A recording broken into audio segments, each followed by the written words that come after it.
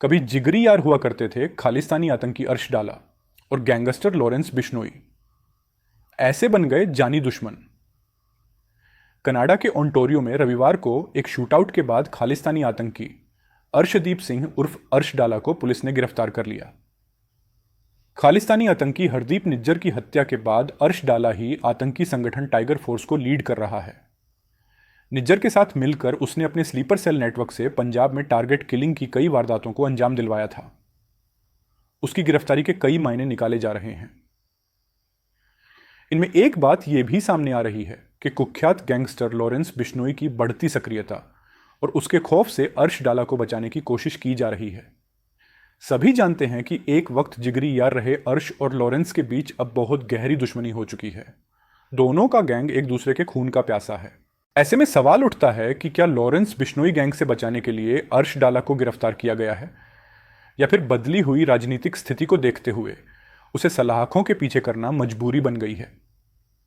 इन सवालों के जवाब जानने से पहले आइए ये जान लेते हैं कि अर्श डाला आखिर कैसे बिश्नोई गैंग के संपर्क में आया, उनके बीच कैसे दोस्ती हुई, कैसे वो उनके गैंग के लिए काम करने लगा और कैसे उनके बीच दुश्मनी हुई।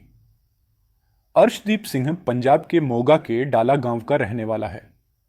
वो पहले चोरी और छिनैती जैसी वारदात किया करता था, लेकिन धीरे धीरे उसने रंगदारी मांगने का काम शुरू कर दिया।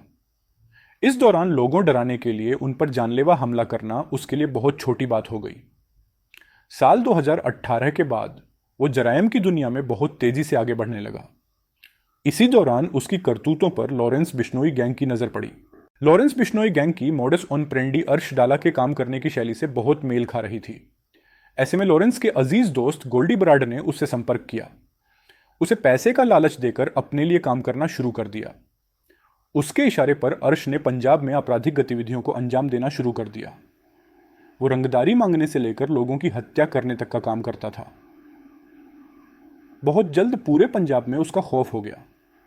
इधर कनाडा में बैठे खालिस्तानी आतंकी हरदीप सिंह निज्जर को भी उसके जैसे गुर्गे की तलाश थी। उसने उससे संपर्क किया। उसकी बातों में आने के बाद अर्श डाला ने अब उसके लिए काम करना शुरू कर दिया। इसी बीच उसकी गुनाहों की फहरिस्त बढ़ने के साथ पुलिस का दबाव भी बढ़ने लगा।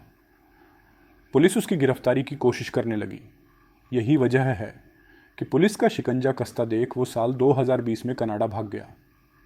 उसके पास एक सितंबर 2017 को जालंधर में क्षेत्रीय पासपोर्ट कार्यालय द्वारा जारी किया गया पासपोर्ट है, जो 31 अगस्त 2027 तक वैध है।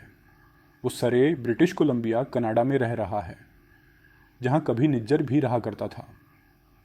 कनाडा जाने के बाद अर्श डाला पहले खालिस्तानी आतंकियों के लिए काम किया। उसके बाद पाकिस्तानी खुफिया एजेंसी ISI के संपर्क में आ गया। इस दौरान वो लश्कर ए तैयबा के आकाओं से भी मिला। इस तरह आपराधिक गतिविधियों को अंजाम देने वाला अर्श डाला अब आतंकवादी बन चुका था। वो पाकिस्तान से हिंदुस्तान में अवैध हथियारों और ड्रग्स की तस्करी करने लगा। पाकिस्तान से ड्रोन के जरिए पंजाब में हथियारों की तस्करी करवाता था। लश्कर ए तैयबा के आतंकी के साथ गठजोड़ करके उसने दिल्ली के जहांगीरपुरी में एक हिंदू लड़के की हत्या भी करवाई। उसके स्लीपर सेल के नेटवर्क ने गला काटे जाने का वीडियो भी भेजा था। अर्श डाला कनाडा में पंजाब से फरार कई गैंगस्टरों के साथ रहता है। पाकिस्तानी खुफिया एजेंसी ISI उसकी मदद करती है। वो खुद निज्जर के जाने के बाद खालिस्तान टाइगर फोर्स का मुखिया बन बैठा। इसके बाद लॉरेंस बिश्नोई के दुश्मन बम्बिहा गैंग से भी जुड़ा गया। उसके साथ मिलकर भारत में लॉरेंस गैंग के खिलाफ काम करने लगा। इसमें उसके right hand gangster Sukhdul Singh उर्फ सुक्खा दुनुके की बड़ी भूमिका थी। यही वजह है कि लॉरेंस बिश्नोई ने साल 2023 में गैंगस्टर सुक्खा दुनुके की कनाडा के पिनिपेग सिटी में गोली मारकर हत्या कर दी। चैनल को सब्सक्राइब कर लें